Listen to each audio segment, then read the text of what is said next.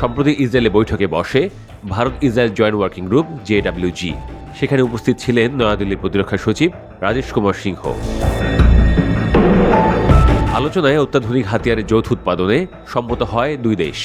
এরপরে সংশ্লিষ্ট ইস্যুতে নতুন একটি সমঝোতা স্মারক বা MOU সই করে নয়াদিল্লি ও তেল আবিব।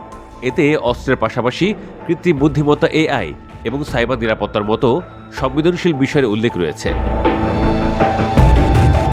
ইসরায়েলি গণমাধ্যমগুলোর প্রতিবেদন অনুযায়ী আগামী দিনে উচ্চ প্রযুক্তির ড্রোন, অত্যাধুনিক ক্ষেপণাস্ত্র এবং আকাশ প্রতিরক্ষা ব্যবস্থার মতো অস্ত্রগুলোর উৎপাদন পুরোপুরিভাবে ভারতে সরিয়ে আনবে তেল আবিব। ভারতের মাটিতে তৈরি হতে পারে ইসরায়েলের লাইট মেশিন গান ও অ্যাজল্ট রাইফেল। অস্ত্র নির্মাণের পাশাপাশি নয়াদিল্লির সঙ্গে যৌথভাবে প্রতিরক্ষা গবেষণাতেও অংশ নিতে চাইছে বেনিয়ামিন নেতানিয়াহুর সরকার।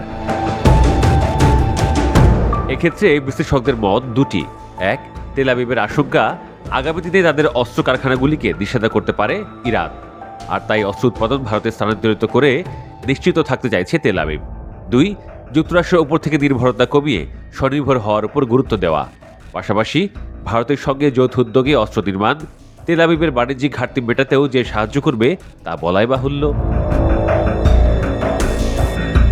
2015 থেকে 2019 সালের মধ্যে ইসরায়েলে অস্ত্র রপ্তানি 34% ছিল ভারত নির্ভর, কিন্তু 2018 থেকে 2022 সালের মধ্যে সেটা নেমে এসেছে মাত্র 9%। কারণ এখন আর কোনো দেশের থেকে শুধু অস্ত্র কিনছে না নয়াদিল্লি, সেখানে যুক্ত হয়েছে প্রযুক্তির হস্তান্তর এবং মেক ইন ইন্ডিয়া প্রকল্পে স্থানীয় উৎপাদনের শর্ত, যা মানার ক্ষেত্রে কোনো সমস্যা নেই ইসরায়েলের।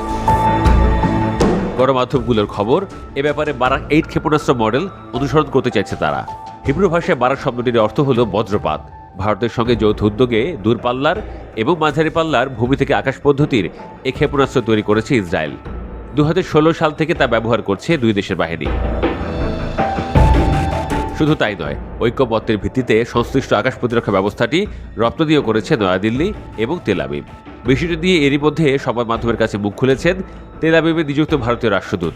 তাঁর কথায় আগামী 6 মাস থেকে 1 বছরের মধ্যে প্রতিরক্ষা ক্ষেত্রে আরও মজবুত হবে দুই দেশের অংশীদারিত্ব। জানুয়ারিতে নয়াদিল্লিতে পা পড়তে পারে নেতানিয়াহুর।